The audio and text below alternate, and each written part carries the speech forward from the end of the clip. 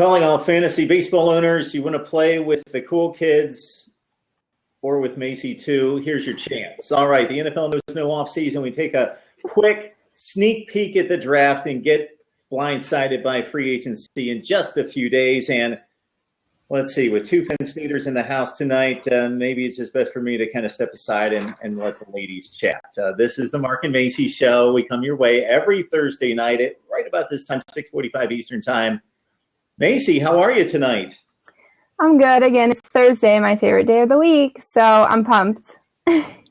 But you're dragging a little bit, let's be honest. A little bit. It's Thursday, but tomorrow's Friday, so that's a little bit of an adrenaline rush. All right, and it's game time, so time to step it up here. Yes, it is time to step it up.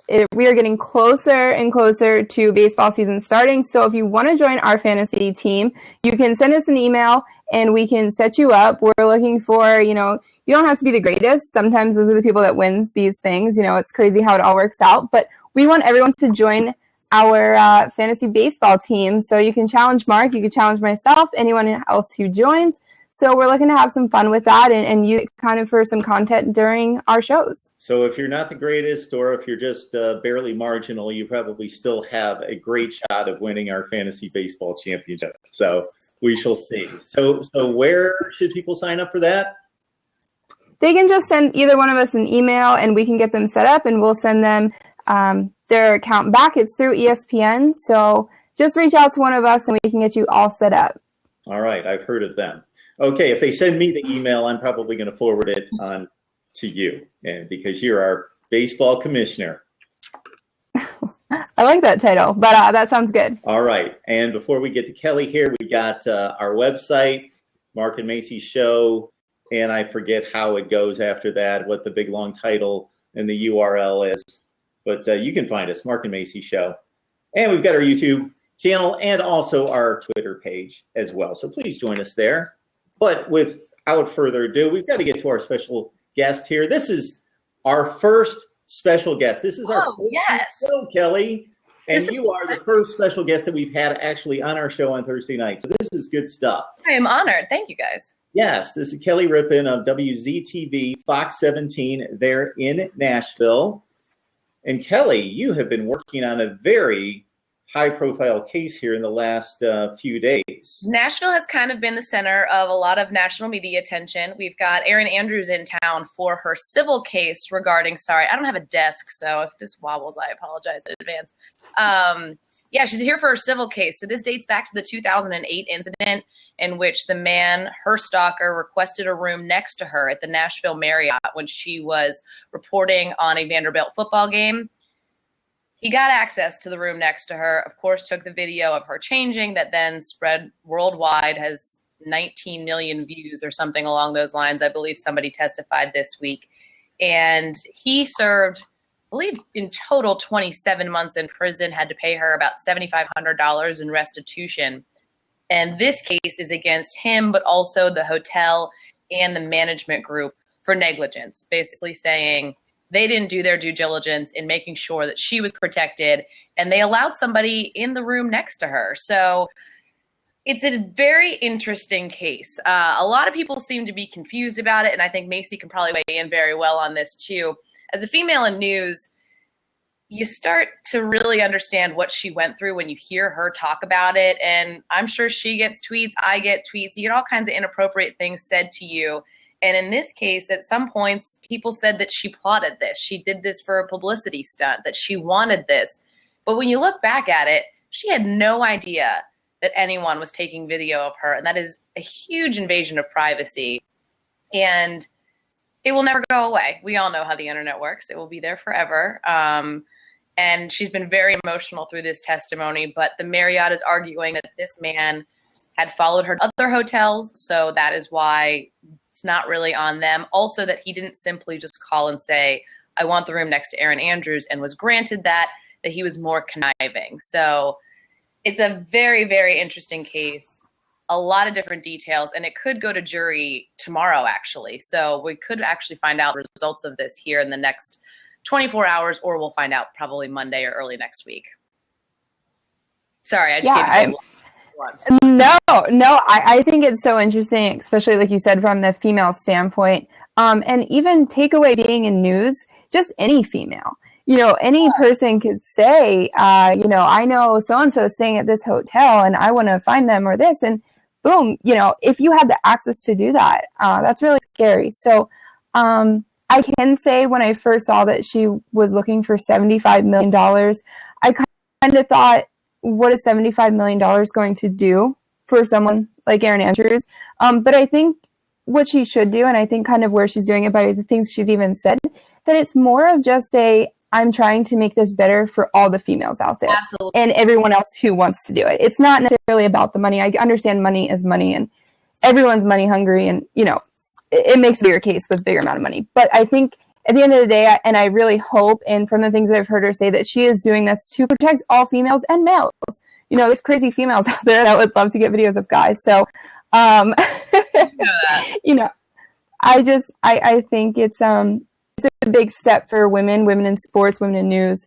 And I hope that's how people see it, not just someone that is looking to get back after. Yeah, I think one of the most disheartening things in covering this trial is people said, oh, it helped her. It launched her career. It made her who she is. I'm like, no, she was Erin Andrews, the ESPN sideline reporter, long before this happened, and she was doing very well at it. The 75 million seems to be what's kind of catching people up, and I completely agree. It sounds like an exorbitant amount of money, and it is. And I'm sure her argument is this is something that she's going to have to face and deal with for the rest of her life. And that's kind of what she said on the stand. She said, I have to tell my kids about this. Somebody has to explain this to my grandkids. So it's very captivating. And I don't even mind saying this. I met her at game day in 2011. I was actually working in Morgantown at the time. Might have been 2012. It was the Morgantown WVU LSU game day. And she kind of was standoffish. And I was sort of not heartbroken, but I was sad because as a girl loving sports, being in journalism, I was really excited to meet her. And now in retrospect, I realized that was all kind of coming to the forefront really about that time, or it was shortly after. So it definitely has changed my view on her. And it, like you said, it's making things safer for females out there in the news, not in the news. But yeah, if somebody calls and says, I want the room next to Kelly Rippin, I better get a phone call that says, somebody wants the room next to you. Is that okay? So I definitely see where she's coming from on a lot of this. Yeah, absolutely. And I was just going to say, we've all had to check into a hotel. We've all had to have all the confirmation numbers and everything lined up, and we didn't have them, and somebody let it go. You nailed it. That's exactly what the Marriott is arguing, is that he could call and say, I'm checking on the Andrews reservation. Oh, it's either under Scott or Erin, and he kind of plotted around it. So we'll see what happens soon enough. So that's more from the technical information standpoint. But what really hit me, and I haven't followed this case, it just hasn't really moved me until today. So I looked into it today because we wanted to talk to you about it. And it's tough to see her respond on the witness stand. And it's also difficult to read how her life's been affected since then and how she's been treated by just jerks on the internet, in social media. It's just unbelievable people act like that and make statements like that. So that's been difficult to just see that it's easily thought of as an isolated incident. Okay, there's been justice served, it's over, but people are going to take shots at her forever. That a lot of people don't realize, he filmed, I want to say 10 other women in a similar fashion or in some fashion. He didn't know who those women were. He just did this as practice or as just to do it to get the video. I mean, this man was sick, and it could have been myself or Macy, and we don't know because those names were never released. I don't know that they ever identified those people because he didn't even know who they were. So yeah, it definitely is scary. And like you said, it's a much bigger issue than just Erin Andrews and one tape. This goes much beyond that. But you just have to think too, kind of like you said, with the way that she acted in person, and sometimes I've heard that too, that maybe she's not the most easiest person to approach. But I don't know if I would be either, because you don't know if those the first words out of their mouth are going to be about the tape. Yep. And I'm sure that's probably what's constantly on your mind, because that's what you're thinking. Yep. Everyone's going to instantly tag me, Erin Andrews, the tape.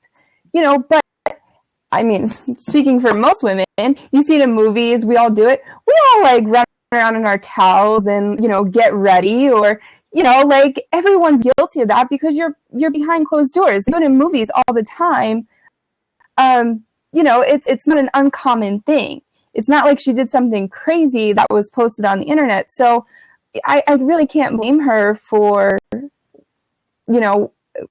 wanting to take a stand against this. And it kind of was a big thing. Then it kind of went quiet, and now it's a big thing again. And I think she's doing the right thing. Mm-hmm.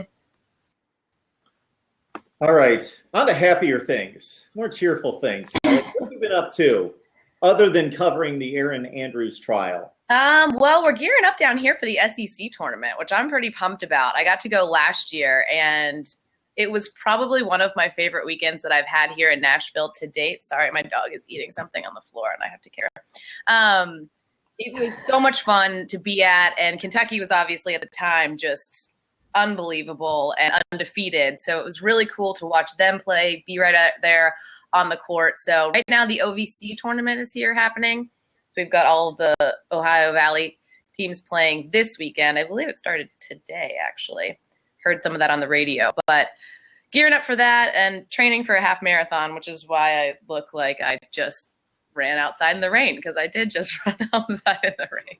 Good for you. So when do you have to be up to speed and ready to go for that? I think it's the end of April. I should know that more than I do, but it'll be all right. As long as I just keep running some level of miles, I should be okay. Yeah, I was down your way for 5 or 6 years. So I covered the SEC men's basketball tournament, but it was always in Memphis, New Orleans, Atlanta. But it's been in Nashville quite a bit in the last few years. So. Yeah, this might be the last year. It's either this year or next year that's the last year officially. I think they've had a lot of great success here. So I'm crossing my fingers that it comes back, because it's so much fun. And we've got all the people from Kentucky. They call it the Blue Mist. It turns into Kentucky Central down here during the SEC tournament. So I think Macy can appreciate this. Penn State basketball has not always been the most riveting in the Big Ten Conference. So it's been really fun to watch teams that compete at high levels, and kind of the pace of it is a little faster than what we're used to. There are games and there are days, and we get excited about that. So we know you love football, but you'll get into March Madness too? Oh, yeah, absolutely. I used to get really excited about it just because it's that time of the year where you're craving something that gets your adrenaline pumping. Hockey's on, which is fun, but there's something about college sports that's just a little bit more raw that I think I get a little bit more excited about. So March Madness is a blast, and this year is going to be just weird. It's going to be very strange. I don't know who's going where or what team is going to end up on top, but my bracket will probably suffer greatly like it does every year. Yeah, there's 15 or 20 teams out there that could win it. There is no Kentucky we've had for years. No, even in the SEC. Or Wisconsin. We had Vandy and UT playing Tuesday night right down the street from me, which was fun. I didn't get to get to that one, but they've kind of picked up steam here in the last couple of weeks, so we'll see how that goes. I think I can just mention Penn State now and just kind of back up and let you reminisce or do whatever you do, talking about how great Penn State is. Mark, I already told you we don't need to tell you about how great it is. You already know how great it is, and everyone already knows how great it is, so we don't even need to talk about that. But what I do want to know, you worked in Ohio. Yes. So being a Penn Stater and going out to Ohio, what was that experience like for you? Great question. So I have to start by saying Cincinnati was an amazing town. I feel like I say that a lot, but as a sports fan, it was probably the worst place I could have possibly been, because I was surrounded by Ohio State fans, and then I'm from Pittsburgh, so I was surrounded by Bengals fans and Reds fans. And that just, those three things didn't go very well together. I learned to be very patient and to be very tolerant of the Ohio State fans out there in the world. And I actually got to go to the game that was in Columbus, we got just obliterated. So it was terrible to be at. But the fans were actually really nice to us. Now, I don't know if that's because we weren't in college anymore. We were being mildly responsible and polite to the other fans. But it was definitely a good experience. And I actually almost took a job in Columbus, which would have been very interesting. And I don't know that it would have worked out very well. But I had to kind of swallow a big pill at some point and say, okay, Columbus is kind of a cool town. Like, I don't like Ohio State, but I'll say it. It's a neat town, I guess. But no, I would go back to Penn State tomorrow if I could. I just said that actually on one of our local radio stations. They're like, what was Penn State like? Like, send me back, please. Just send me back. I will do it all over again. I'd love to bring all my friends with me, but even if they're not there, I think I would still have a really good time. Yep, I tell people the same thing. I'm like, I'll go back tomorrow for 4 more years plus another 4. Bring it on. My parents are crazy Penn State fans, and neither one of them went there. But our whole basement is Penn State decked out. They watch the games every Saturday. They've gone to more games recently than I have, just because I don't live close anymore. So they are crazy fans. And my brother went to Cornell. He's the big nerd in the family, and my mom says that she would send every child she had to Penn State over an Ivy League college just because of the amazing way they get us prepped, ready to go, real life experiences, and the job market out there for us, thankfully, has been fairly forgiving. So I am very grateful for my Penn State background. So let me ask you this, as a Penn State person, but also a sports fan, obviously Joe Paterno was the college football coach. You think of Penn State, you think of college football, you think of Joe Paterno. Obviously, things just spun around crazy, and now it's a completely different program, system, everything else. How do you think the transition has been for Penn State? I have an interesting situation, and Mark and I have talked about this a little bit before down here because James Franklin was at Vanderbilt before he came to Penn State, obviously. It's been hard. It's been very weird. I mean, I grew up going to Penn State games and thinking Joe Paterno was like my extended grandfather just because that's how everybody felt about him. And it's been weird. I like some of the changes that have gone on. I don't like some of the other changes that have gone on. I think Bill O'Brien handled a terrible situation, did very well at continuing the success and the determination of that team and keeping those kids together and inspired. And that really, I think, carried on what people tried to say Penn State lacked. People, the football culture, blah, blah, blah, blah. It's like, no, BS, that's not the football culture. Like, our school has so much pride beyond a football team. And I think when they saw those kids who had everything to lose stay with that football team and play through, who weren't going to get to bowl games, who weren't going to get to go have scholarships. I mean, I think that really said a lot. So I credit Bill O'Brien significantly with how he transitioned that team in distancing himself from what had taken place, but also holding kind of the core of keeping that team, the student athlete, everything that Paterno set out, a very strong focal point. I have a lot of mixed feelings on James Franklin right now. I'm not sold on him yet. And I think I said this to Mark at the beginning of the season. I think he's a great salesman. I think he recruits fantastically. I'm not seeing it yet, though. I'm not seeing the product. And I think it was very telling that Hackenberg did not thank him when he declared for the draft. I also think some of the coaches that have left have been a little suspect to me. So actually, they're coming to UT, at least one of them is. But it just, I don't know. It hurts me a little bit because I want to see this team succeed so much. But I don't know. It's hard to watch sometimes. Okay, so you graduated from Penn State 2010? Yes. So you just missed the whole storm happening. It came out 2011. Yeah, I was working in Virginia, and I was a mess. I mean, that's everything that I had lived for 4 years kind of crumbling. And I think if you can take anything positive away from it, it brought light to a very serious subject and a very sad, sick human being who thankfully is now in jail. But it was really hard to watch everything be attacked that I knew and that I lived, because I'm sure you can attest to this too. Penn State's a bubble. It's not a city. It's not a giant town. You can go to, you can walk around, you feel safe, you're not worried, you don't feel any kind of awkwardness that you might in a city. And to see all of that kind of be under attack was a difficult thing to watch happen. But again, it brought light to a serious situation. And I think it's changed too, how a lot of programs are going to have to deal with these scandals, because we're not the first, we're not the last. We are definitely one of the most serious that has taken place. But I think that, even these schools dealing with sexual assault lawsuits, like UT right now has these 6, now 8 or 9 women suing the university over, a sexual assault culture going on at that school. I think it's changed how schools have to respond to this. How do you feel about the way that the media presented this whole scandal? Because I can tell you, I was a junior at Penn State studying broadcast journalism, and I said right there and then, I'm changing my career. I don't want anything to do with this. I'm done. That was me. But I'm interested to see someone who's fresh into media see the way that they reacted. No, absolutely. And you know what? That's what's hard about this job, is remembering that you have to take yourself out of it to report on it. And it was difficult to take my emotions out of it. The reporting on it, some of it was just horrendous. What I hated is that if you Googled the Penn State sex scandal, the first picture to pop up was Joe Paterno.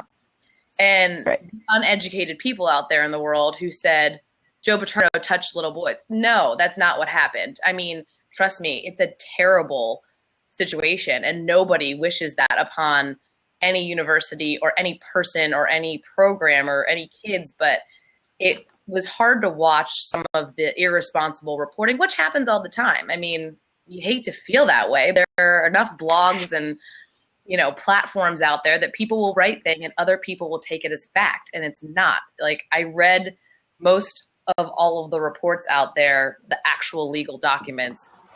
Now it's been a good 5 years since I've sifted through them and would have to refresh myself on it. But when you break down the facts of the case, yeah, there was a lot that got missed in there. But what are you going to do? I mean, again, that's why Penn State is a great place. They rallied, those students rallied. Doesn't reflect on me, doesn't reflect on my education, my friendships, my career. It doesn't, but people will still think that, which is annoying. Oh, trust me, I get it. I mean, I left Penn State after that and trying to apply for internships, for jobs. People basically said, yeah, you go to Penn State. No way. And I said, my education is not any different than any other person at any other school. Yeah, that's just to hear, just because my professors weren't involved in it. My classes weren't involved in it. I had amazing professors and amazing classmates and amazing experiences at Penn State that certainly had absolutely nothing to do with Jerry Sandusky. Yeah, no, absolutely. And I think what it came down to at the end of the day was social media was really becoming a big thing. And it was who could get the first story out there. It didn't necessarily have to be totally true, or the facts weren't necessarily all there, but it was who could get something out fast enough or first. And that's what people listened to. Yeah, you're right. That was probably one of the bigger things that had broke during the rise of social media. I would definitely agree with that. All right, Mark. You want to join the conversation?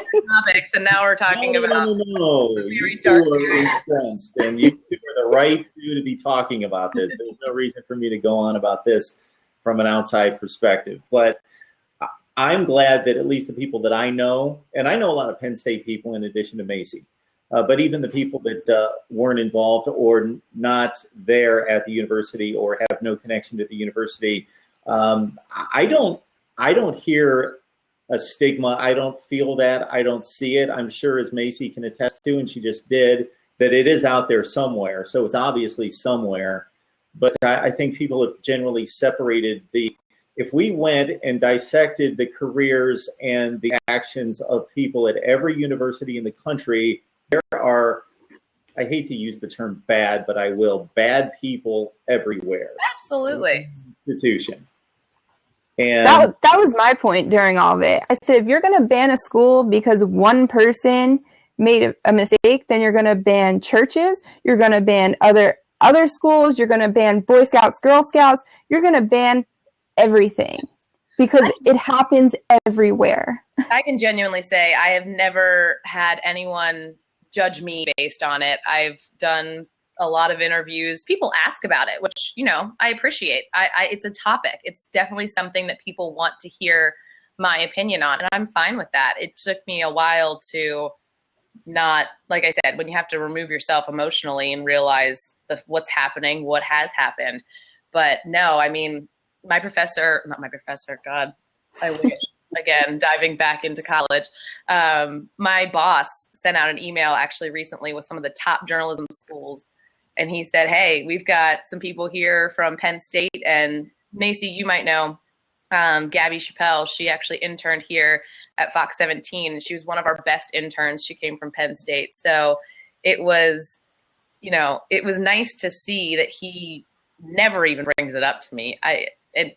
He's a Missouri guy. I don't think it's something that he has a lot of focus on. They've had their own issues in recent years and months, but it's not something that he ever has judged my abilities on, nor should he. So, but no, thankfully I never encountered that. And I feel bad that you did, but I think as you move on, you'll also realize that most people are educated enough to figure out that it's not you.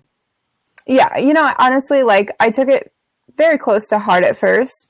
And then I said, really, it's just going to make me a stronger person. And, you know, I said to myself when I was in school still, I said, don't run away from the problem, fix the problem somehow. So for every story you're ever going to tell, find the good in the bad. If there's a bad story, there's going to be something good to it. So go and find that good. You know, be the positive, because, you know, I was out there and thousands of other students were doing fundraisers to help kids who were getting abused. You know, we were doing so many things to try and help improve that we were not the same monster that Jerry Sandusky was. We were all kids once. We were all, you know, well raised, and we believed that he is a bad person. And, you know, so to see that we did all that work and not too many people were acknowledging it, they'd rather, you know, show us flipping a news van and throwing rocks at people. Those are the kids that came from the bars that were having a great night drinking. Right. You know, that was the handful. And again, this goes back to the social media blowing up. What happens when teams win World Series or Super Bowls? People flood the streets. They destroy it. They go wild. But because that's a positive thing, that's looked at as a celebration. But when we're trying to celebrate our school and unity and our culture, not in a way of what people think it is, we get made to look like the bad people. And if you have any pride for that, you're wrong. And I think that's what really motivated me to say, okay, look at every angle from the story, you know, find the good in the bad. And that's what I've taken from that day, and I've been running with it.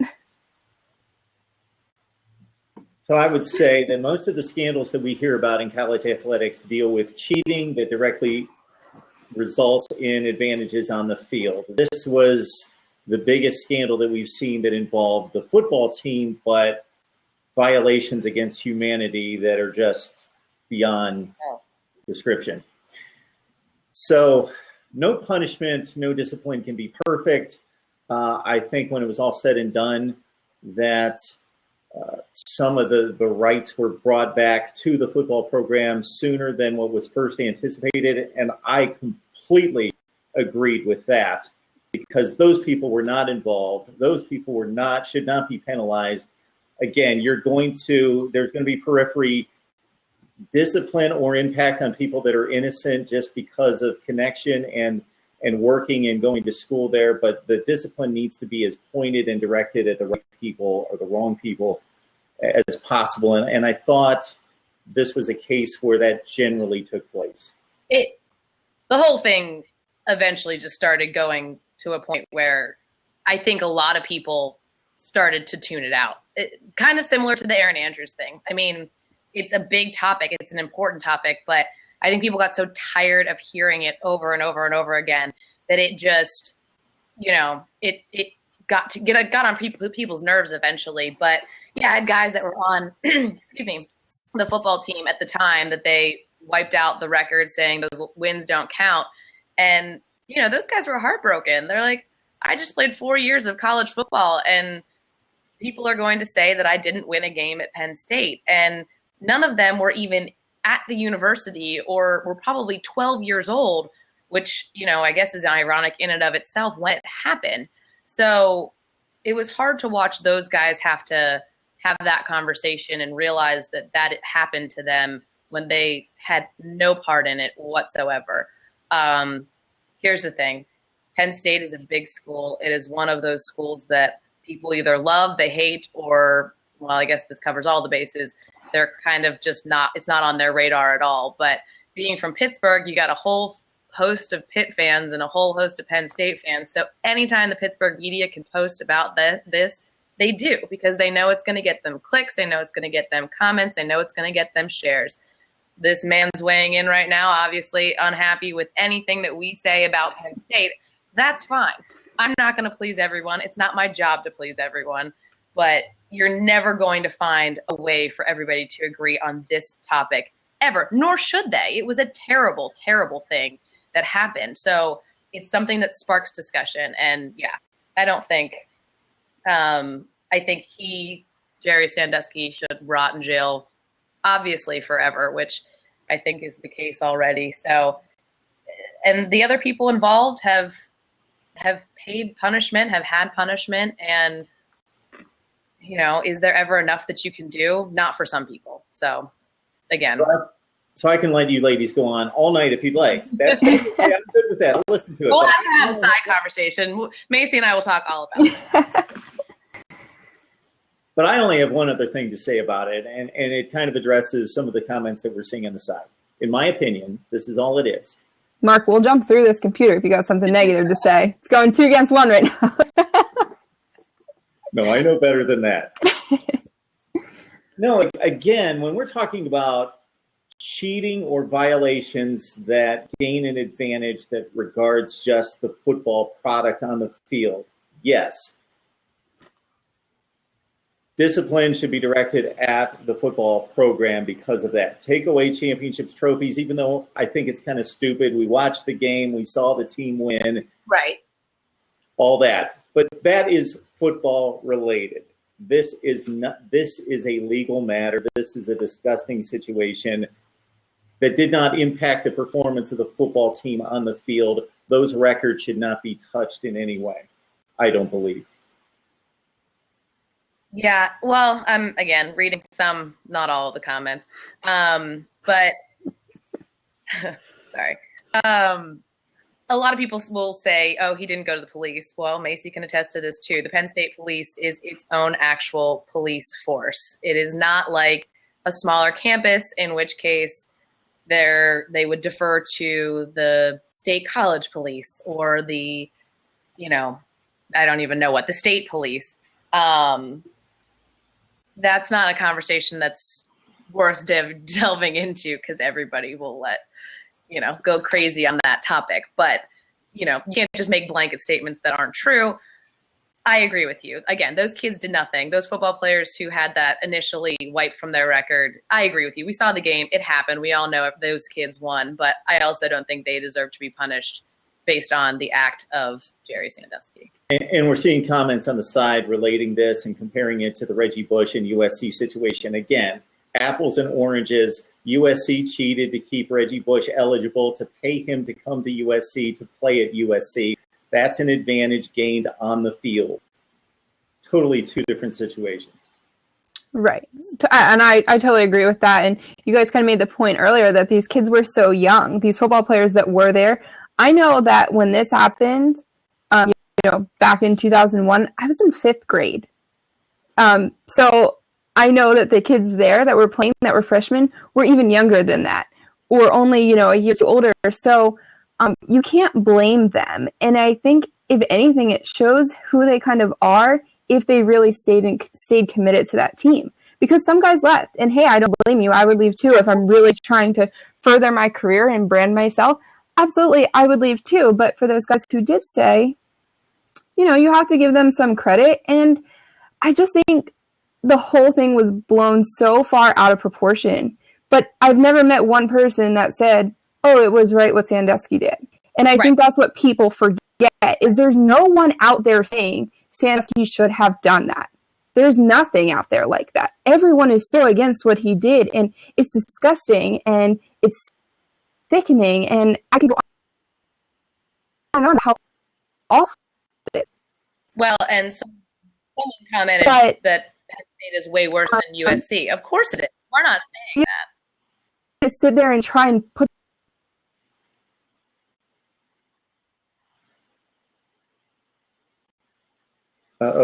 Macy. Oh, we lost her. else. Oh, no. Macy was very adamant about what she was saying, so hopefully I know. she's back. Macy, you're back with us. Go to it. Hey, Macy, we see you. We hear you. You can finish your point. Can you see us? Oh, no. She disappeared. Last thing I wanted to ask you about was the Steelers. You got anything on the Steelers? Oh, boy.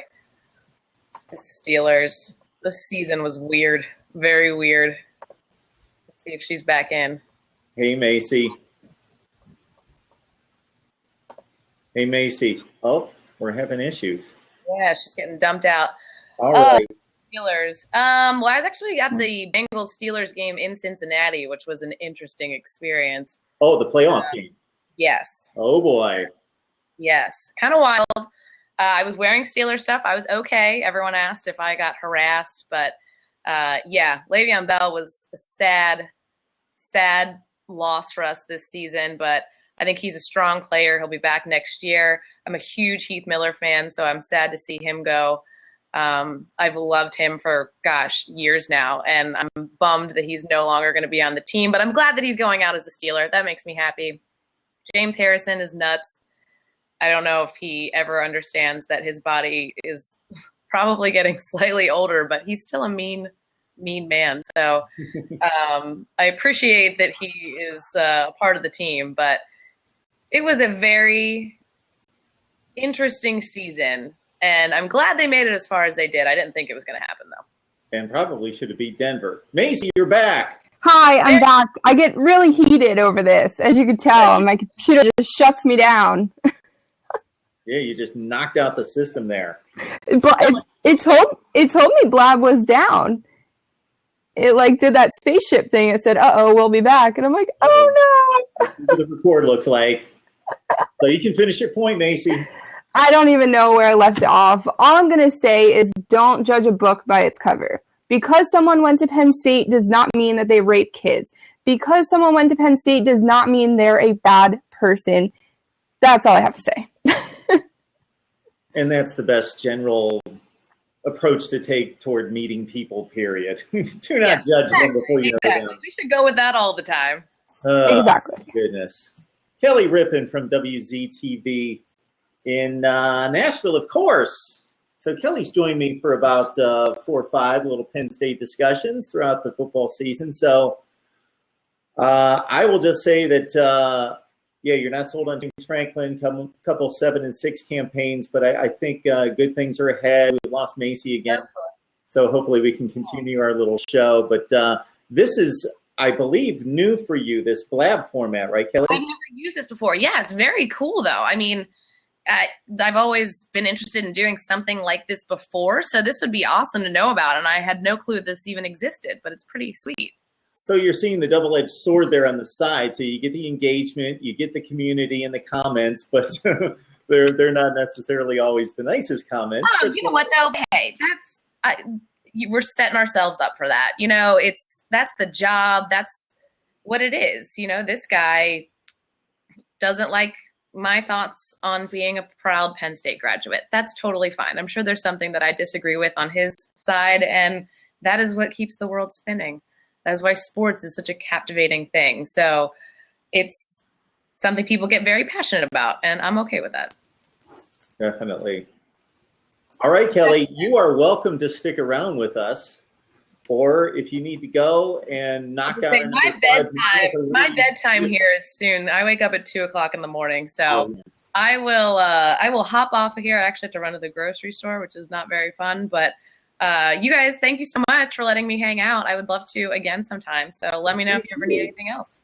Yeah, Kelly Rippin from WZTV in Nashville. Thank you so much. So we can just chit chat about this stuff all the time. Yeah, you two, go to it. Go at it. Hey, thanks everyone, and thanks for weighing in for everybody who has all of their very important opinions. Thanks, Kelly. Bye, guys. See you, Kelly. I believe we have a caller coming in. Hopefully All right. Sorry about all the things. I don't know why they keep kicking me off. I don't understand, but it actually might be helped a little bit by Kelly signing off. Maybe we got things overloaded here, but we got, is that Craig Jam jumping on here with something to say? Oh, Craig's gone. All right, Macy, what do we have? We had a few polls this week, and we got a tweet of the week as well. Yes. All right. So tweet of the week. First of all, I don't know if you saw, if you can go to our website, you can see it there. The LA Clippers got a new mascot. His name is Chuck the Condor.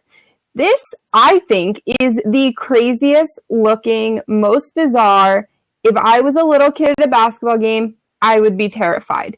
I don't know if this was the right move for the Clippers to have as their mascot, but I'm not feeling it. I am not feeling it at all. So I think that was kind of the wrong move by them, but their social media account with it and the tweets that they do put out with this mascot are pretty funny. So take the good with the bad, and I guess maybe their job was to get people's attention with this really ugly mascot, and they did their job because it definitely got my attention. So that was definitely my tweet of the week. You can go check the Condor's Twitter account. Like I said, the mascot for the LA Clippers. It's just weird. Okay, so I checked that out on our site, and I wasn't really getting it at that point because it was a very small picture. So it was the little post shot of the tweet, and I didn't quite get the feel for what was going on there. So if I just look up Condor, am I going to be able to find this on Twitter? Yeah, his name's Chuck the Condor. I'm sure you'll find him. People have been talking about him. And you just think that this was a bad decision for a mascot? Bad decision. I mean, what kid is going to want to see that, at a game? What kids are going to cry. Yeah, are kind of nasty.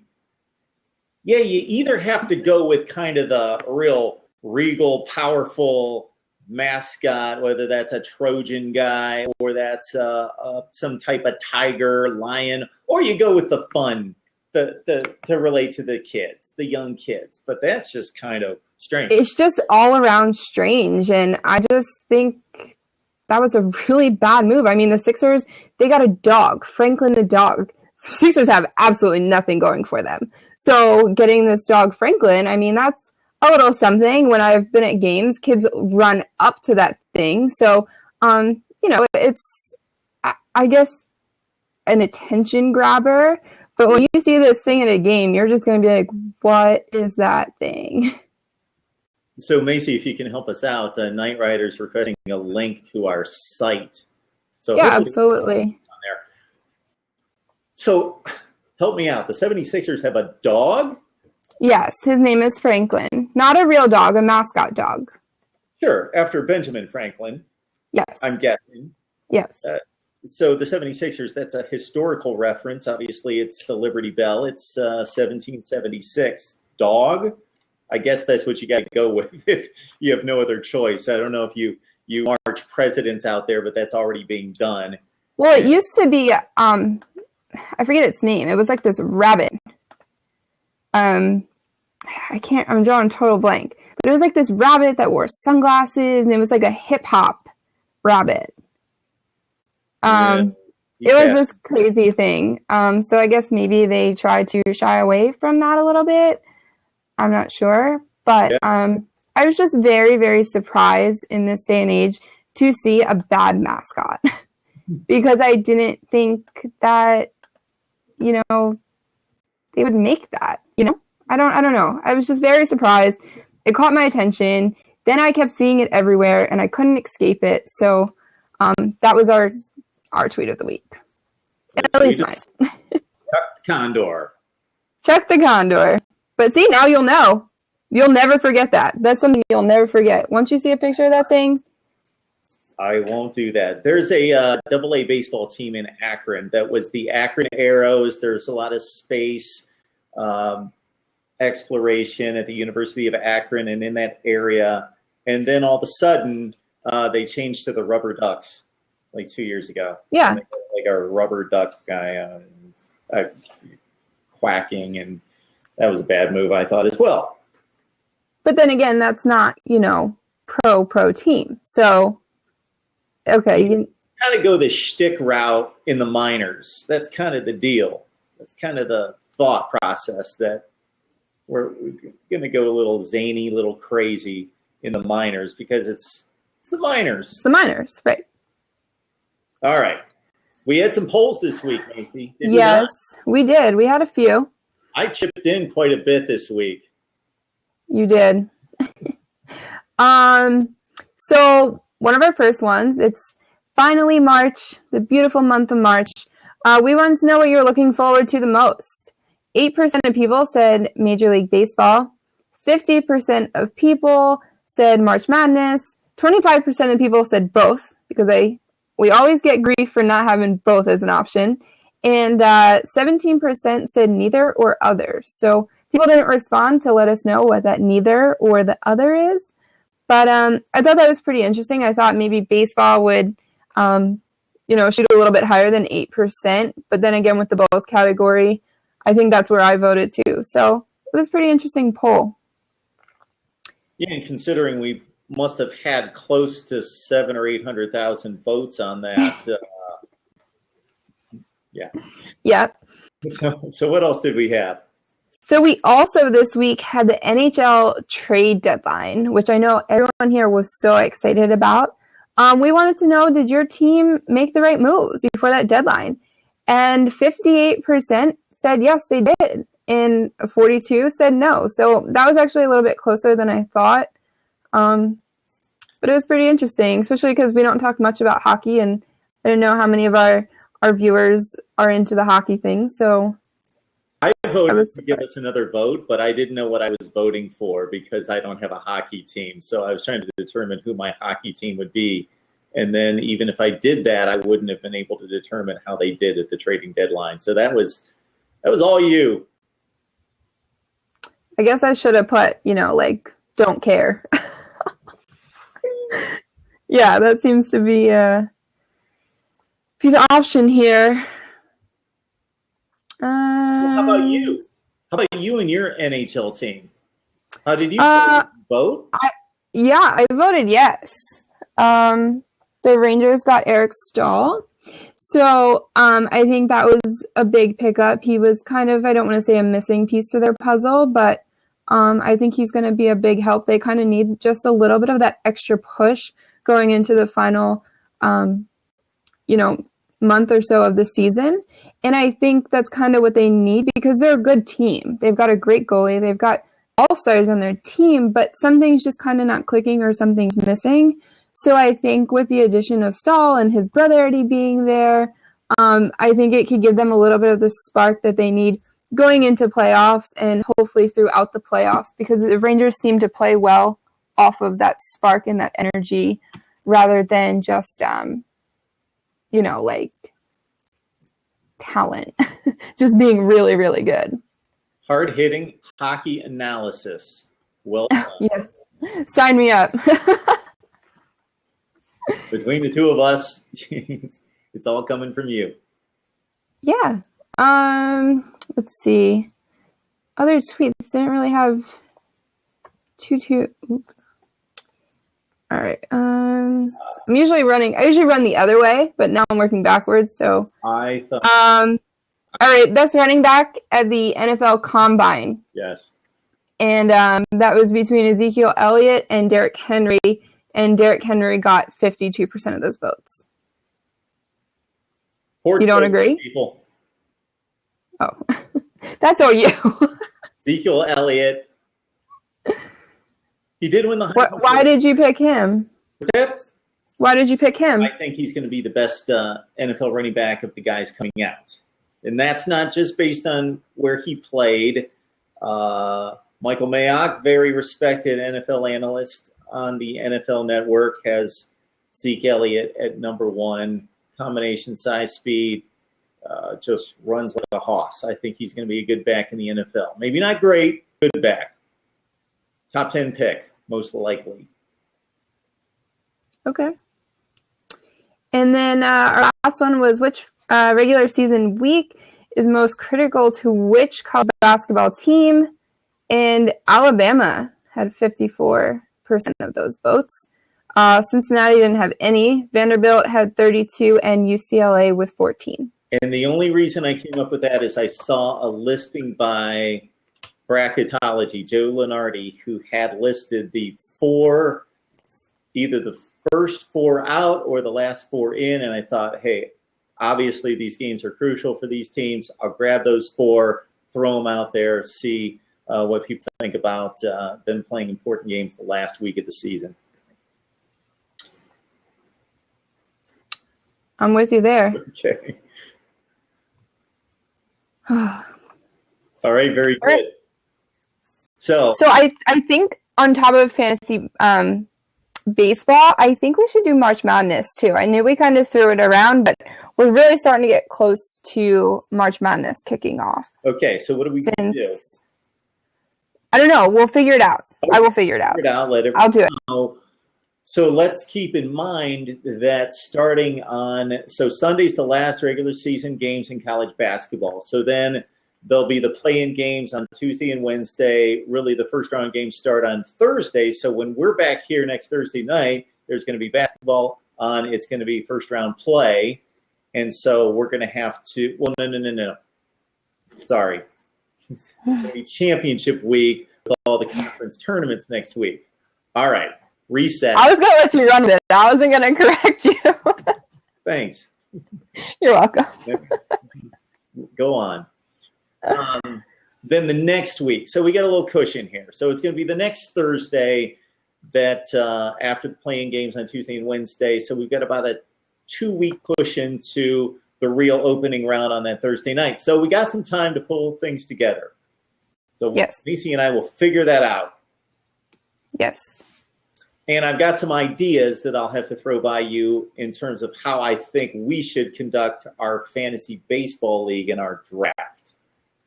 But you are the commissioner. Sounds great. So I'm just kind of entering the commissioner's office to make my plea is what that's going to be. Hey, that sounds great. No, we're doing it as, well, we're not doing it as a team because I'm going to beat you in fantasy baseball, but we're setting this up as a team. So we should have a little wager going on this. I don't know. I have to take it seriously now. Yeah, Knight Rider, fighting words. I'm going to get serious. I would have possibly blown it off and just let it go. But no, I'm going to have to take this serious.